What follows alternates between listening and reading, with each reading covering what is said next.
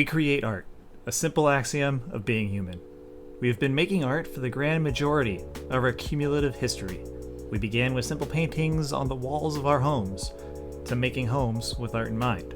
Plenty of societies have found innovative solutions to the simple question of permanent homes. What are they? We have put art on mundane objects, and in the same way, we turned mundane objects into art. In our infinitely more connected modern world, we still make art. We will genres into creation as quickly as we create anything else.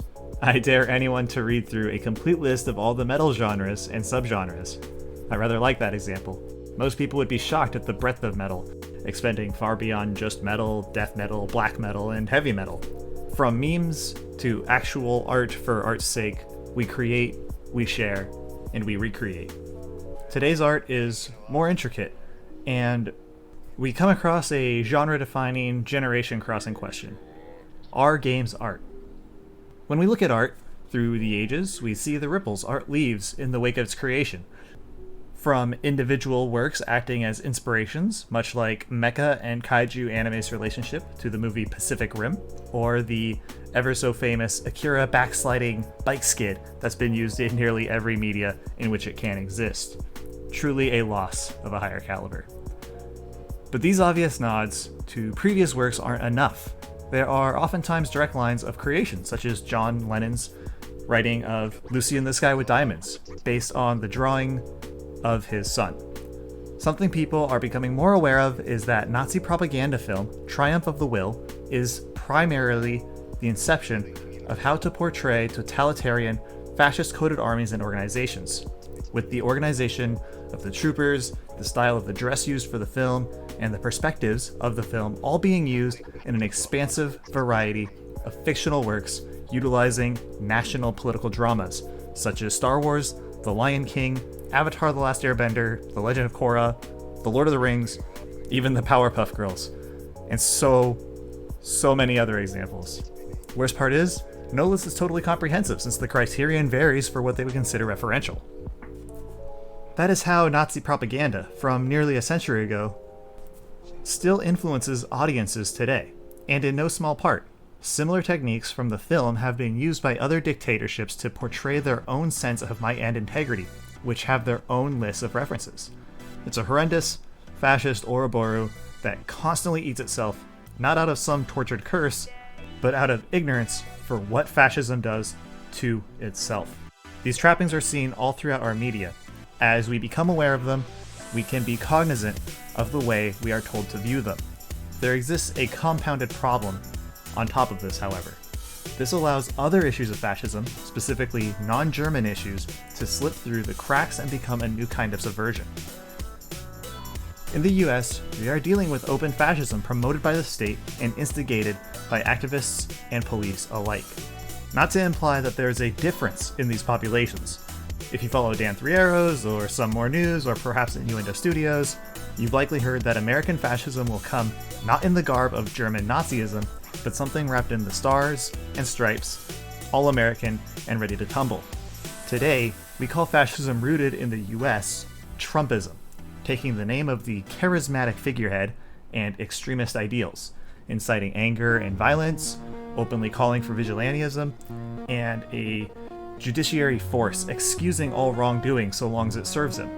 He targets Latin Americans for deportations and concentration camps that, as I have discussed on this channel, are fucking gassing people.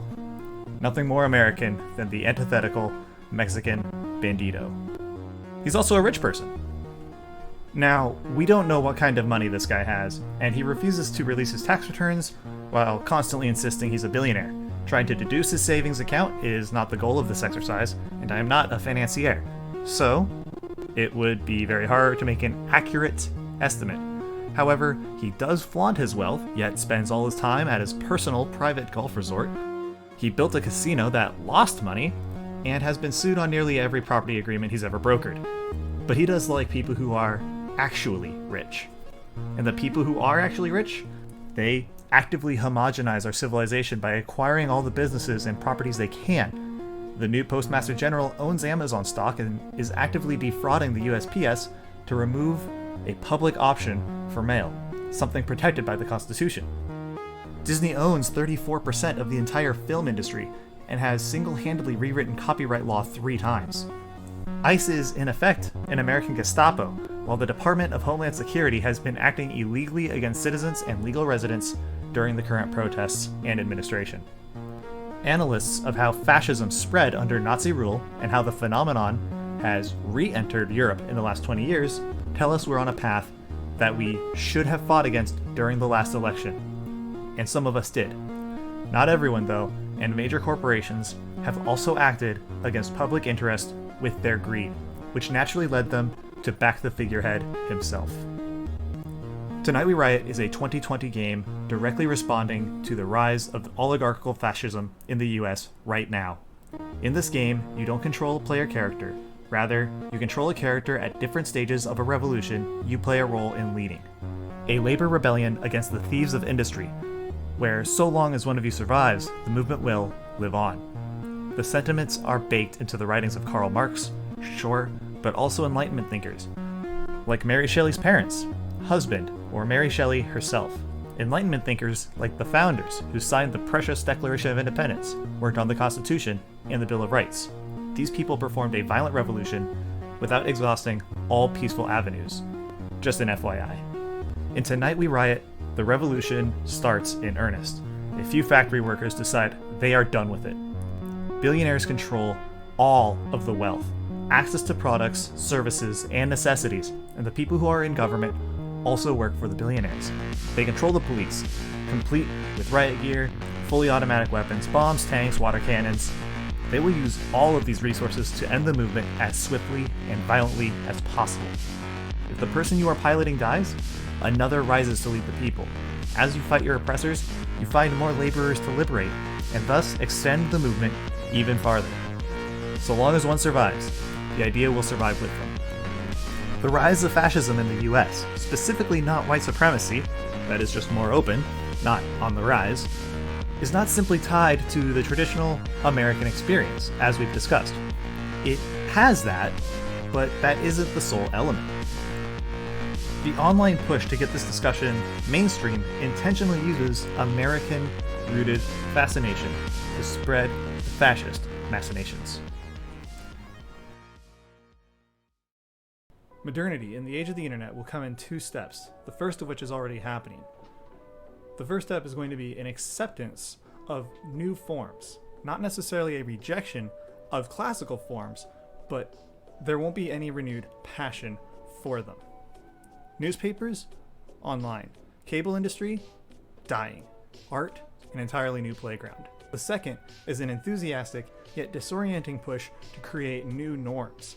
This is not necessarily implicit, it is often explicit and with direction. In the case of modernity on the internet, we have things like memes. Who doesn't love memes? But what happens when memes have not well understood elements like propaganda? That's right, friends. The music and memes of our day can have ulterior and heinous messages spread all throughout. We're going to be looking at Vapor, taken from Vaporwave, where we have classical tones and songs reworked into something new, or just the Vapor stylings with iconic imagery and how they are reinvigorated with modern philosophies sculpted by people of our day and age through the internet. The propaganda I'm talking about is Fashwave, this crap. They co-opted our collective art and fill it with hate. Reject modernity, a dog whistle similar to Make America Great Again. They took this from you, clearly creating an opposed amorphous other, like the serpent races of Nazi propaganda. Look at the imagery forced here. It's only subtle if the viewer doesn't know what they're looking at. And after wonderful videos like Sean's Charlottesville video essay, we are able to properly educate ourselves and others on what these symbols are and what these dog whistles in icon form. New media includes games as well. Our discussion must include games, given the climb of retro-styled indie games that resonate with people in their 20s and 30s. We have the Bloodstained retro games, Axiom Verge being one of the more Metroid-focused Metroidvanias, Undertale and Deltarune, Dead Cells. Death Road to Canada, among countless others. These are incredibly popular, and sometimes include references to games inspiring them or having so much in common they feel like sequels. One such game that does this, while having an uncompromising message, is Tonight We Riot. Tonight We Riot, a game with a vision of a dystopic, oligarchical world where all labor is controlled. The democracy is democracy in name only, and the every person is powerless. Except, they aren't. The game opens with industrial chiptune as a skyline pans behind the start menu of labor revolutionaries brandishing the standard of a movement, a turning of the tides. When we enter the game proper, we see Mega Man and Mario-styled sprites, really just classic Nintendo, adorning the attire of protesters and demonstrators unheard. The mechanics include picking up projectiles, chucking said projectiles at military police, recruiting laborers, and level performance. There's more to it, of course, but this is what the game eases us into first. As you might expect, the game follows a worker-led revolt against a nation using its overbearing, over-armored police, sheriffs, and labor thieves as they throw everything they have at the revolt, and the revolt only continues to succeed in their goals. Even when chased by a clear-cutting wood shredder or under threat of a mecha drumpf, the revolt is had, the day is won. The workers create a better society, one that works for each other and not the self. This is a political game. How could it not be? But there's nothing subtle about the messaging. The game is designed in a desert of quality, non-fascist, uncorrupted media, and politics has only gotten worse. Tonight We Riot emerges as an oasis among acres and acres of steadily ruined games and art. The gameplay literally opens on a call to direct action, that the voice of the marginalized is silenced, and marginalization must communicate in the language the people in power respond to. The graphics and styling of play, as we discussed, are straight out of classic Nintendo games. Levels end upon reaching a castle analog in the form of armories, after passing flagpoles, obscure level skip secrets, and the sprite detailing of the classical action bar. It clearly telegraphs what inspired the game. Even when picking up items, an icon signaling the item entering your inventory flashes. Quintessential classic gaming. The music quality is a mix of chiptune and electro-industrial sounds. As discussed, the menu music has an oppressive quality, and the fanfare playing as levels complete is beyond perfect, and synergistic with the tone of the game and the themes in the sound design, as well as the story and mechanics. Everything in Tonight We Riot is so perfect in its effort to be a message of hope among the inexorable tides of right-wing nationalism. The game is so on the nose that it mirrors the progression of protest for the unjust treatment of marginalized people in Trump's America. While BLM started under Obama, Trump has certainly exacerbated the extremist response to the movement, meeting lawful demonstrators with excessive violence, attacking first, gaslighting protesters, letting right-wing militia LARPers attack pedestrians, as well as the cops' continued use of extrajudicial murder in the face of increased international scrutiny, makes apparent just how little our current government is invested in making things better for literally anyone but themselves. These dicks put out pallets of cinders and bricks in order to incite riots, and they weren't successful. We were onto them the day they put them out. Something interesting about the progression in Tonight We Riot. As you progress, the movement gets stronger. After each boss stage, or world -1 through 5 being the boss level of each world, you start with a bonus resistance member per boss cleared with 3 stars. Each world cleared with 3 stars also grants Riot Chic, gear to continue in the face of heightened attacks on the resistance. You can unlock a gas mask to make it easier to move through tear gas and stop taking damage, boots to clear stage hazards and not lose traction as you're hit with water cannons, socialized medicine is a later level reward, new projectiles to clear enemies easier like the monkey wrench, popsy cans, and haymaker bombs, which deals massive damage to hordes of foes. One fun aspect of the game is Horde mode, or in this case, Endless Riot, where you simply fight hordes of enemies with your Shiken gear. As you clear levels, Loka Nikos greets you and starts talking about the development and the philosophy of the game. If you can make it Through the speech, you will be granted an achievement for beating the devs at their own buggy mode, and you'll be given 50 Riot dogs for the effort. Speaking of luck, once per world, you are helped by the iconic Riot dog. They come out to help the cause and just be your best friend standing up for the righteous. These guys knew what they were setting out to do, and they pulled it off masterfully. Our protesters have been attacked by guns, by cars, by the police with pepper spray, non-lethal munitions, lethal munitions, absolutely. Press reps have been killed, though being present is not a violation of their First Amendment rights, which is just being turned into a duplicitous lie by the alt-right. We have police driving around, military surplus trucks, and in nearly every example of a riot forming, we can see they are either not riots, just called that to justify the violence on peaceful and lawful demonstrators, or we see that the police have already instigated the riot. They have assaulted people unlawfully, and in confusion of retreat or retaliation, they declare a riot, ignoring the thousands of cameras focused on them every night.